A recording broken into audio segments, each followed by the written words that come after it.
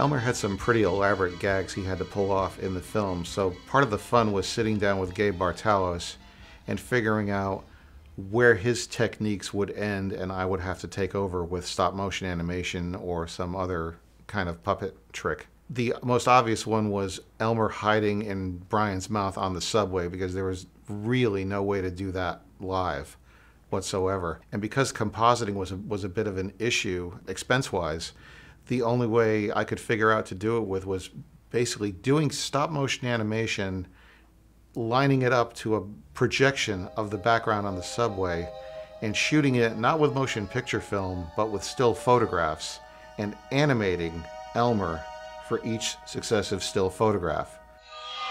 And what I wound up doing was, with an X-Acto knife, cutting Elmer out on every single one of those frames and gluing it to a piece of animation cell that I lined up with Brian's mouth on the background footage. This poor little rotted guy is all that's left of the Elmer stop motion model. He's a little stiff. I can't really move him anymore, but this is the model that actually did the brain eating in the junkyard and leapt off the toilet stall to attack the guy sitting on the pot. Actually, the inner foam is a cold foam, which was a two-part mixture, and this actually stays flexible for a while. The outer foam, however, is more of a baked foam rubber, and that, because it is a latex product, latex is a protein and just will not last forever. It basically has a shelf life, and eventually it just deteriorates and falls apart. The electricity that was kind of cascading all over the brain, they shot the brain sections first and edited them together, which wasn't really difficult. It was basically just an insert shot of a calf brain that they bought at a deli. And I would sit in my little room, just draw these weird little electrical lines on it. I got so bored drawing these little squiggly lines that I started saying, what if I put some subliminal things in there? I would draw a letter in one spot for successive frames, and I would spell out words.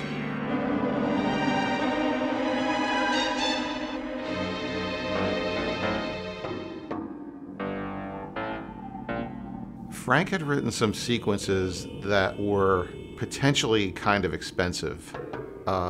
They were critical to the script, so my job basically came out to be figure out how to do them to look good and be cost effective. Frank wanted the theme of the movie to be something with bright lights. One of the little tricks that unfortunately had to go by the wayside was an effect Frank wanted as Brian is running through the auto junkyard.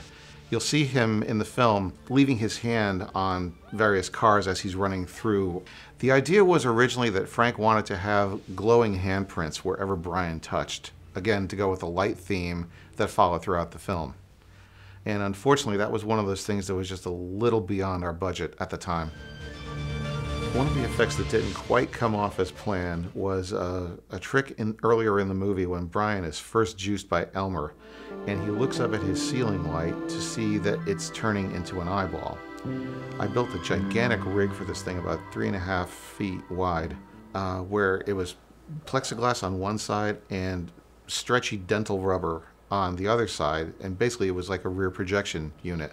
I made a miniature eyeball out of some little fiberglass pieces that I made for the iris that progressively got more and more eyeball looking. And I put those on a piece of white paper, threw some feathered out red yarn around it, covered the whole thing with KY jelly, took slides of that, rear projected that into this device I made, and then filled it up with compressed air while we were shooting so that the entire rubber front of this rig blew out into a big eyeball shape. But unfortunately, from the angle we needed to see it at, which was Brian's point of view, you didn't really see the distortion that was necessary, so the wavy eye wound up getting done optically instead.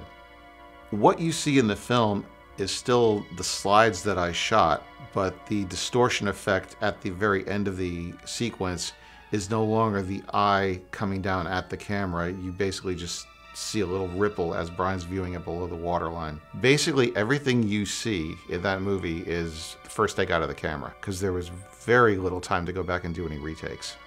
This is a miniature I built for the climax of the movie where Brian blows his head off and these crazy light beams come shooting out of an apartment window. it seemed the easiest way to do this at the time was to basically just build a miniature. And I wound up going to a dollhouse supply store in New York City, picking up all these little devices and slapping them together on a piece of wood I found on the set, and standing behind it with a slide projector in a room full of smoke and just kind of just waving it around while the camera rolled automatically.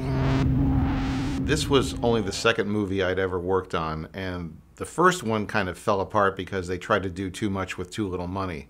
And I was bound and determined that was not going to happen again. So I tried to stay on top of the details and at least make sure that we got everything complete in a satisfactory manner. It was a good experience. We all really supported each other and pulled for this stuff.